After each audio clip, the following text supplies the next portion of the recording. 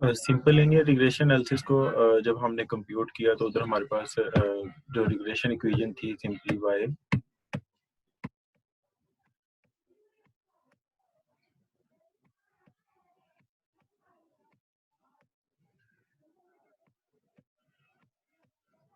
Is equal to a plus b of x है। तो इस गिवन इक्वेशन में जो है वो हम टू वेरिएबल जो है वो डाटा सेट में हमें अवेलेबल होते थे, जिसको हम बाईवेरिएट का केस कहते थे। ये हमारे पास y as a dependent variable या फिर x जो है वो हमारे पास as a dependent variable use हो सकता था। एक वेरिएबल को हम डिपेंडेंट वेरिएबल कंसिडर करते थे और अदर वन को as a independent variable. Given model में जो हमारा कंसर्न था in case of simple linear regression, estimation of two sample statistic, जिसको हम रिग्रेशन कोएफिशिएंट्स भी कॉल करते थे, इंटरसेप्ट और स्लोप। तो नेक्स्ट पे जो है वो हम मल्टीपल रिग्रेशन एनालिसिस का केस जो है उसको स्टडी करते हैं। In simple linear regression analysis we consider the regression of dependent variable y on single independent variable x. But in real life, we face such problems. We have two or more independent variables. जैसे अगर different examples को आप देखें तो आपके पास some time जो single dependent variable है वो मैनी अदर जो है आपके पास इंडिपेंडेंट वेरिएबल्स हैं उनके ऊपर बेस करता है। For example in agriculture sector the crop yield depends on plant characters, secondly the climate factors, soil factors, या फिर क्वालिटी ऑफ सीड्स इसके अलावा हो सकती है। In such case simple linear regression not suitable.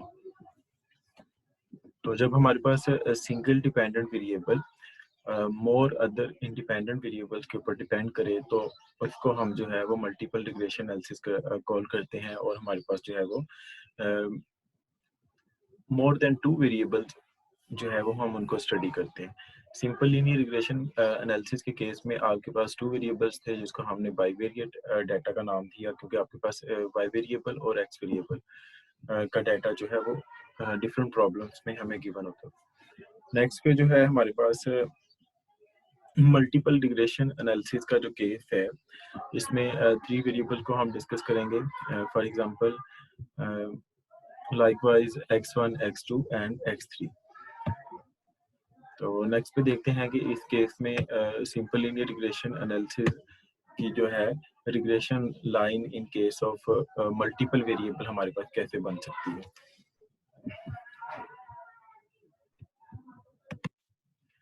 Generally multiple regression analysis में हम सिर्फ इस केस में जो है वो टू इंडिपेंडेंट वेरिएबल का केस डिस्कस करेंगे, लेकिन जो है हमारे पास रिग्रेशन मॉडल है। सिंपल लीनियर रिग्रेशन एनालिसिस का जो मॉडल है आपके पास सिर्फ और सिर्फ टू वेरिएबल पे बेस करता है, लेकिन आपके पास जो है मल्टीपल रिग्रेशन एनालिसिस का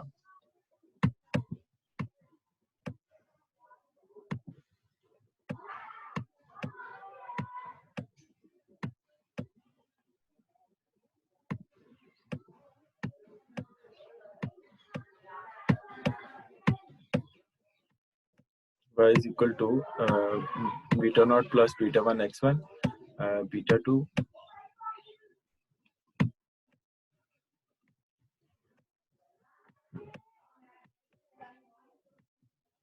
इसी तरह जो है इस मॉडल को हम जनरलाइज कर सकते हैं।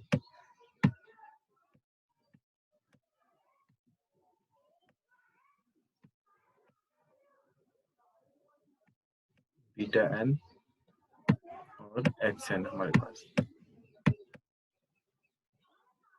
मल्टीपल रिग्रेशन एनालिसिस के केस में जो है वो हम सिर्फ मॉडल को डिस्कस करेंगे in case of two variable.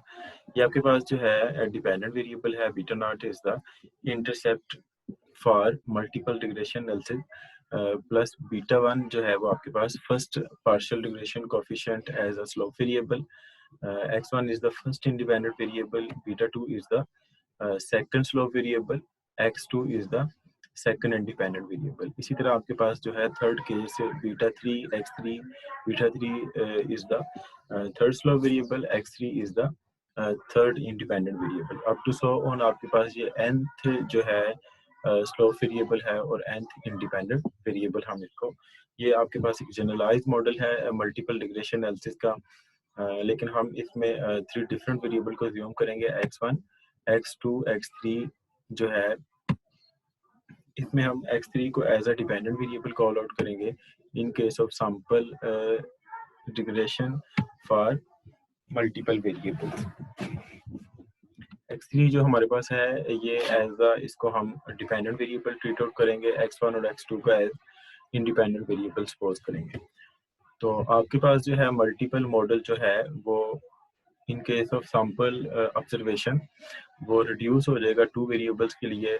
x3 आपके पास, इसको हम y भी लिख सकते हैं। तो ये इस नोटेशन को चेंज किया है इधर, a plus b1 x1 plus b2 x2 a is the intercept for multiple regression variable model when we have 2 independent variables, b1 is the first, इसको हम b1 b2 ये beta 1 beta 2 up to beta जो n है आपके पास, इसको हम partial regression coefficient call करते हैं इन case of multiple regression. Simple linear regression के केस में हम इसको सिंपली जो है वो स्लोप वेरिएबल या रिग्रेशन कोएफिशिएंट कहते थे या फिर कांस्टेंट कॉल करते थे। लेकिन मल्टीपल रिग्रेशन एनालिसिस के केस में हम इसको पार्शियल रिग्रेशन कोएफिशिएंट कॉल करेंगे। अब इस मॉडल को जो है, जैसे हम सिंपल लीनियर रिग्रेशन के केस में आपके पास y और x की वैल्यूज गिवन थी, इसी तरह आपके पास जो है x3, x1 और x2 की जो वैल्यू है ये आपको क्वेश्चंस में गिवन होंगी। डिफरेंट जो प्रॉब्लम्स जिनको हम स्टडी करेंगे, जिसके लिए मॉडल फाइंड करेंगे, उसमें हमें ये गिवन होगा। अब फर्दर जो है आपके पास इस तरह ए और बी के हम जो है वो डिफरेंट फार्मूलाज को यूज़ करते हुए कंप्यूटेशन करते थे। इसमें अब जो है वो हमें 3 एस्टिमेशन फाइंड करनी है। एक तो हमें ए को फाइंड करना है, दूसरा जो है वो b1 को, और थर्डली हमें b2 को कंप्यूट करना है। अब इसमें जो हमारे पास a1 की वैल्यू है, a is equal to x3 bar minus b1 x1 bar minus b2 x bar 2। और नेक्स्ट पे जो हमारे पास पार्शियल रिग्रेशन कोएफिशिएंट्स के फार्मूले हैं,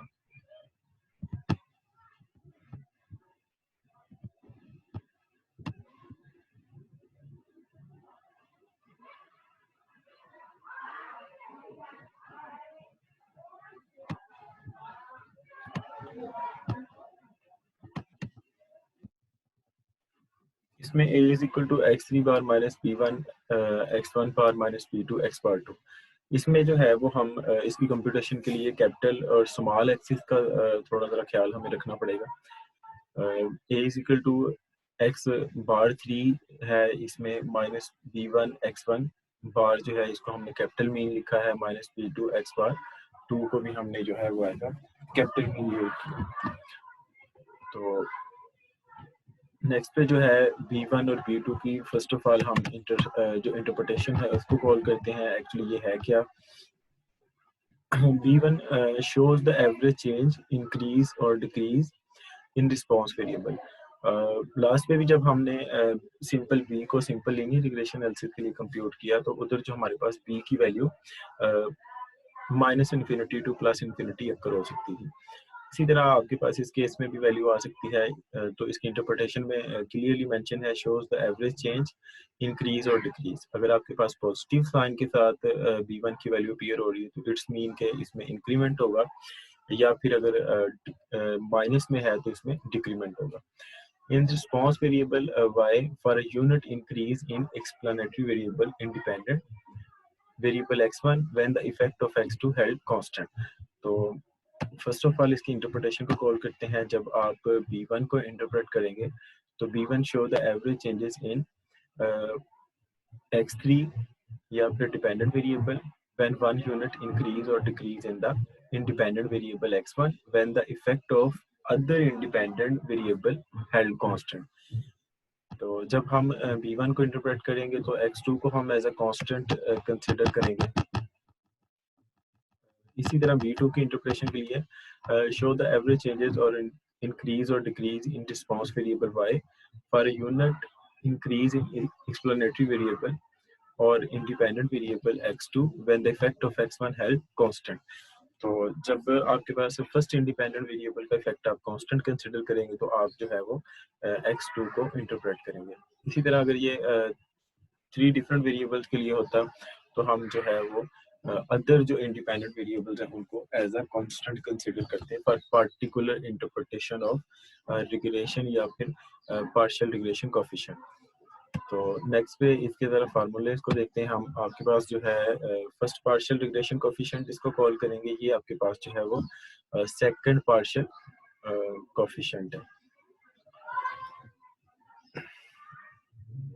इसमें आपके पास जो है अब अगर आप ए का मॉडल देखें, इसमें जो कैपिटल एक्सिस को मैंने लिखा हुआ है फार्मूले में, लेकिन आपके पास जो B1 है इसमें स्मॉल एक्सिस को कंसिडर किया।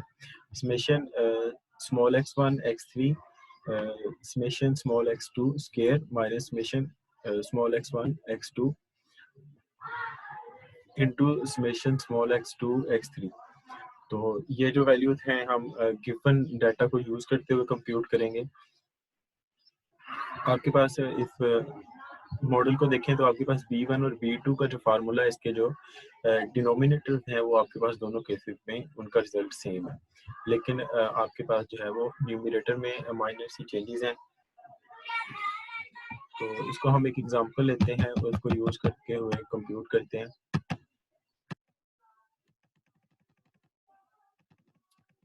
Suppose 3 variables find the multiple regression line x3 on x2 and x1 using formula. Compute the standard error of estimate, calculate coefficient of multiple determination। इसमें जो 2 पॉइंट्स हैं वो हम कल वाली क्लास में कंप्यूट करेंगे। आज जो है वो हम सिंपल लीनियर रिग्रेशन का जो मॉडल है फर्स्ट पॉइंट उसको हम कंप्यूट करेंगे। इसमें आपके पास 3 डिफरेंट वेरिएबल अज्यूम की हैं। ये आपके पास जो है वो x1 वेरिएबल है, ये आपके पास जो है x2 वेरिएबल है और ये आपके पास as a x3 third variable है।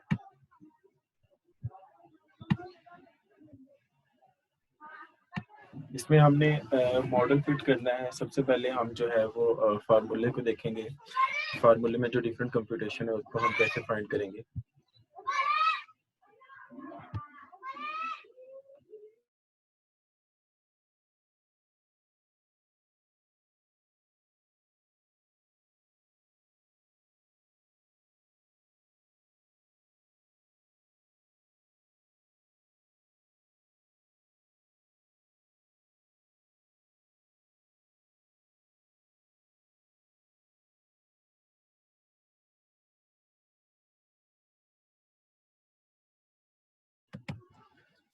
इसमें जो हम सबसे पहले B1 और B2 का जो फार्मूला है उसको उसके ऊपर फोकस करेंगे।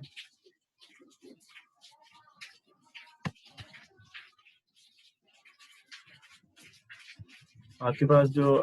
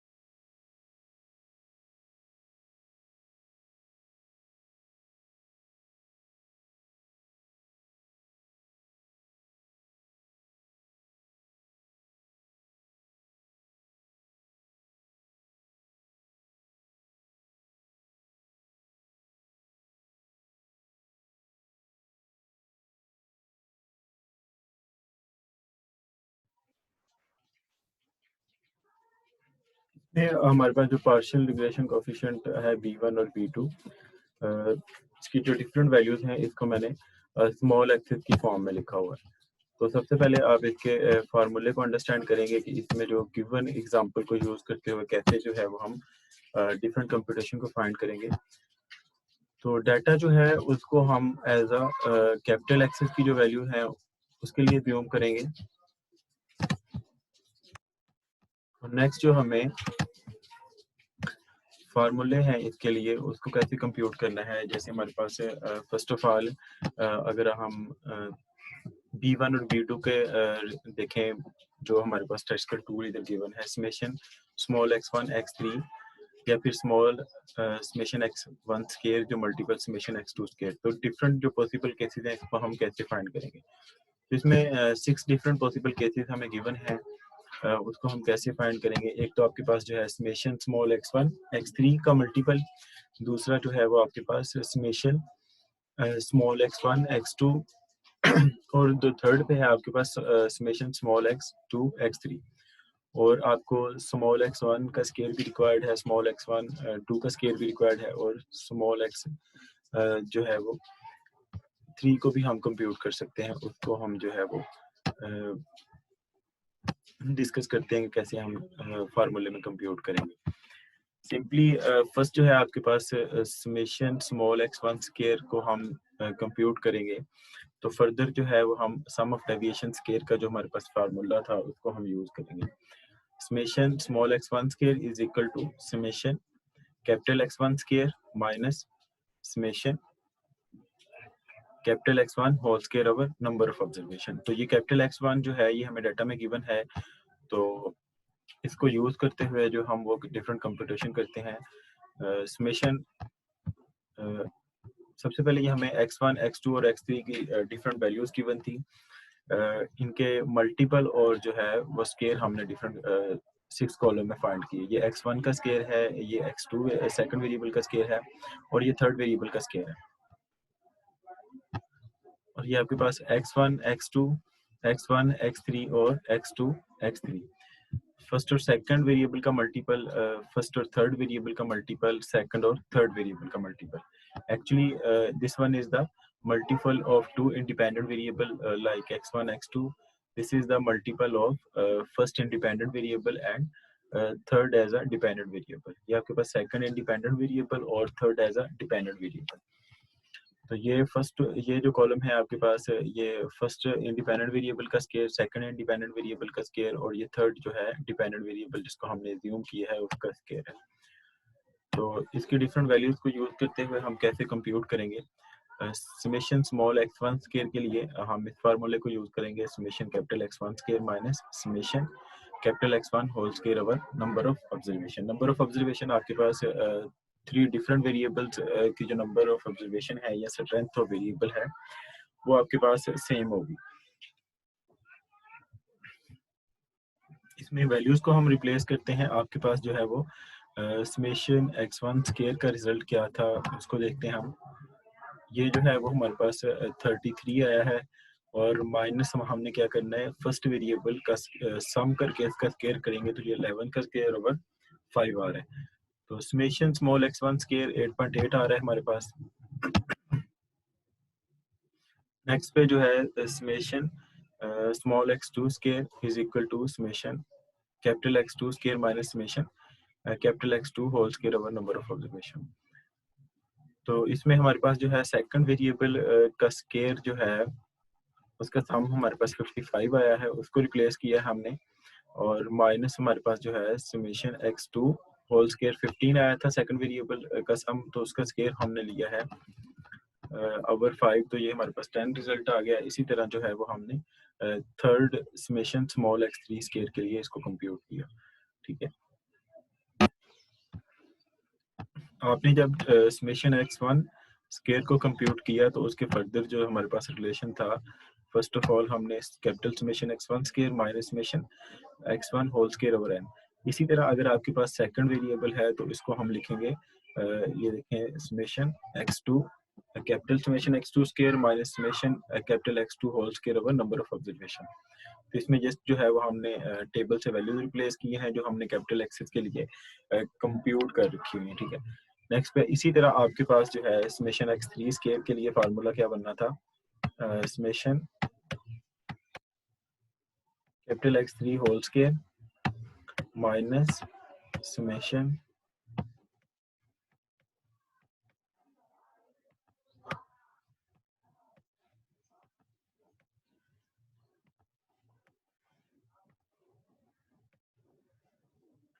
ये जो फार्मूला है आपका थर्ड वेरिएबल के केस के लिए इसको यूज़ करेंगे। इसी तरह इसमें देख सकते हैं आप कि समेशन जो है कैपिटल X3 का रिजल्ट हमारे पास क्या आया था 750, तो 750 को रिप्लेस किया है। नेक्स्ट पे हमें जो है summation X3 whole square required था, तो थर्ड वेरिएबल का सम हमारे पास 60 आया था, उसको हमने रिप्लेस किया और अवर नंबर ऑफ ऑब्जर्वेशन को रिप्लेस किया, तो इसका थर्ड जो है वो 30 रिजल्ट आ गया।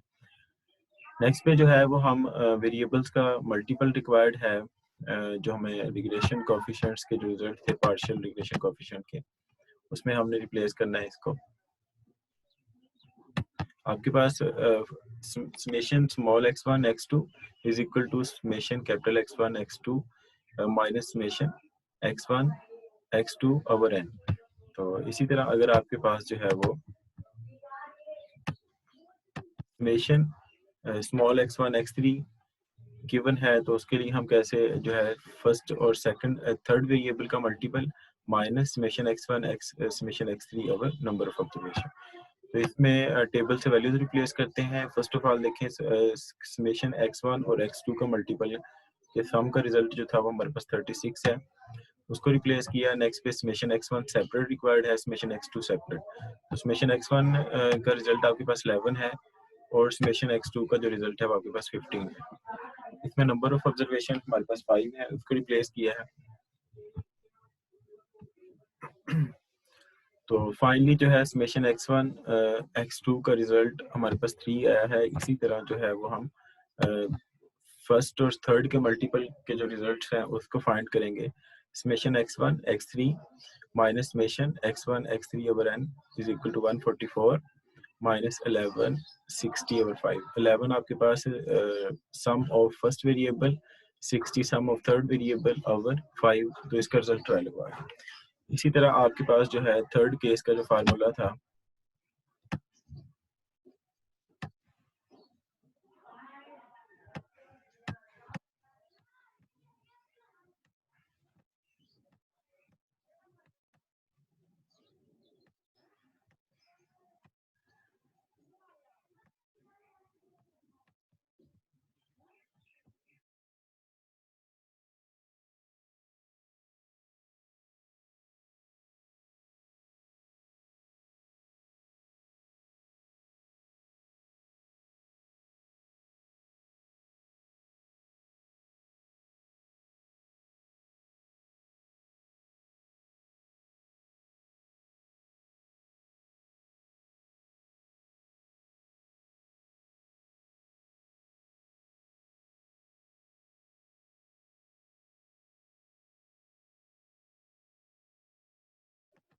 नेक्स्ट जो है हमारे पास वो सेकंड और थर्ड वेरिएबल का जो मल्टीपल है उसका formula summation x2 x3 minus summation x2 summation x3 over number of observation. तो इसको डायरेक्टली मैंने जो इसमें वैल्यूज रिप्लेस कर दी हैं। आपके पास जो है समेशन x2 और x3 का जो रिजल्ट है वो आपके पास 191 आ रहा है, उसको रिप्लेस किया है। और समेशन x2 का सेपरेटली रिजल्ट 15 था और समेशन x3 का सेपरेटली रिजल्ट जो था वो 60 ओवर नंबर ऑफ ऑब्जर्वेशन। तो डायरेक्टली इसकी कंप्यूटेशन लिखी हुई है या वेरीफाई कर सकते हैं, इसका जो है वो रिजल्ट हमारे पास 11 आ गया। नेक्स्ट जो है पार्शियल रिग्रेशन कोएफिशिएंट का जो फार्मूले हैं उसमें हम जो है कंप्यूटेड वैल्यूज को रिप्लेस करेंगे।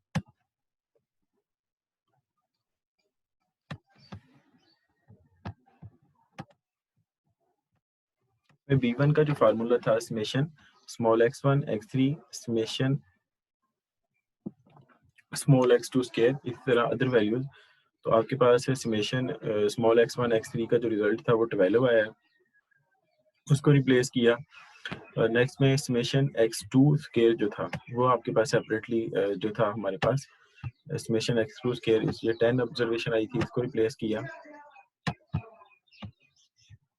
और नेक्स्ट में minus summation small x1 x2 आपके पास जो है वो 11th वैल्यू थी आपके पास, उसको रिप्लेस किया हमने।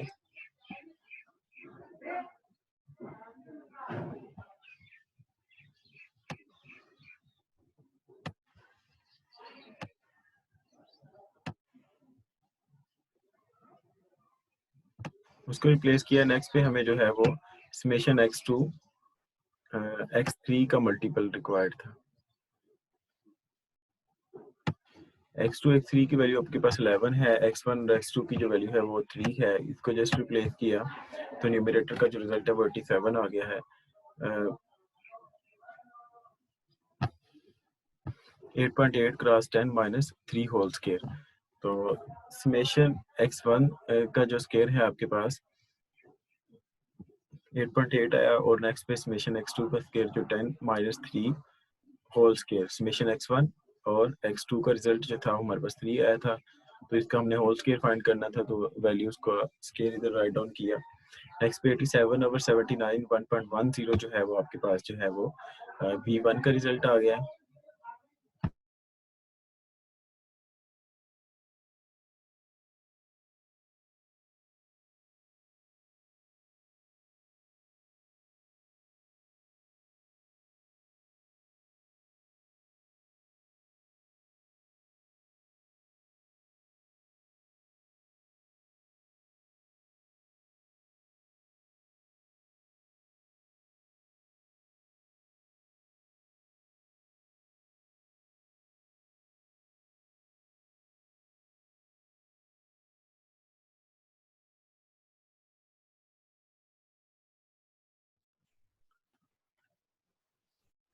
नेक्स्ट जो है इस सेम इसी पैटर्न पे जो है वो हम b2 की वैल्यू को फाइंड करेंगे।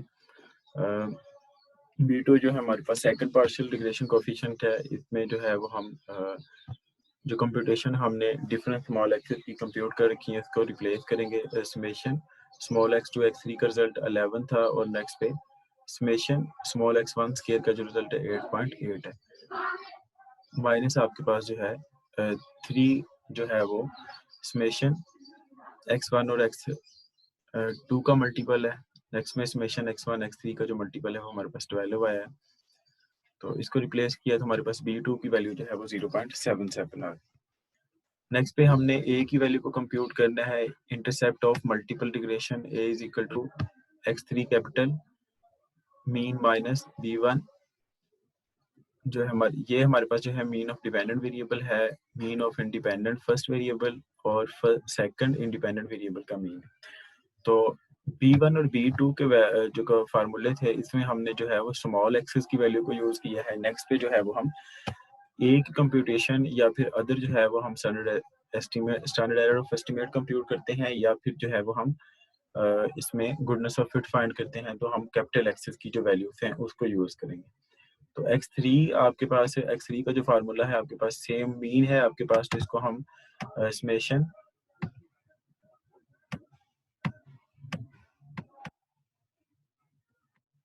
Over number of observation mean of third variable, इसी तरह फर्स्ट के लिए समेशन x1 ओवर n और सेकंड के लिए समेशन x2 ओवर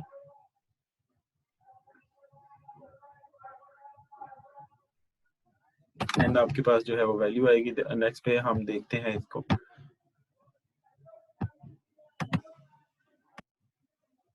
इसमें आपके पास जो है x3 का सम हमें रिक्वायर्ड है, ये 60 आया है, तो 60 ओवर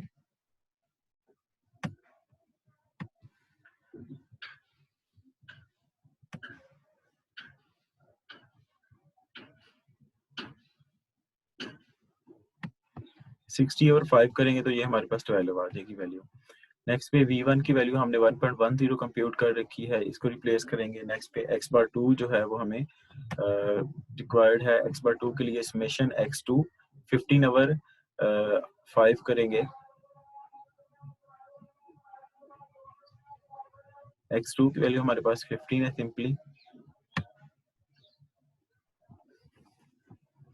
हमें जो है इसमें 2.2 फाइंड करने के लिए ये first variable summation x1 find करना है।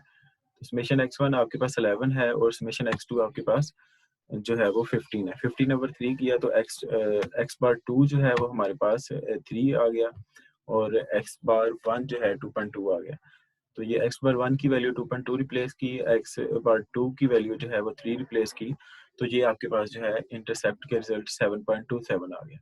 ये आपके पास पार्शियल रिग्रेशन कोएफिशिएंट फर्स्ट और सेकंड के रिजल्ट्स। नेक्स्ट पे जो है इंटरसेप्ट ऑफ मल्टीपल रिग्रेशन, इसमें अगेन कॉल करता हूँ मैं कि आपके पास जो इंटरसेप्ट जब आपने फाइंड करना है तो आपने कैपिटल एक्सिस के रिजल्ट को यूज़ करना है, और जब आपने पार्शियल रिग्रेशन कोएफिशिएंट जो है आपके पास P1 और P2 की वैल्यू, तो उसके लिए आपने जो है फर्स्ट इस रिलेशन को यूज़ करना है।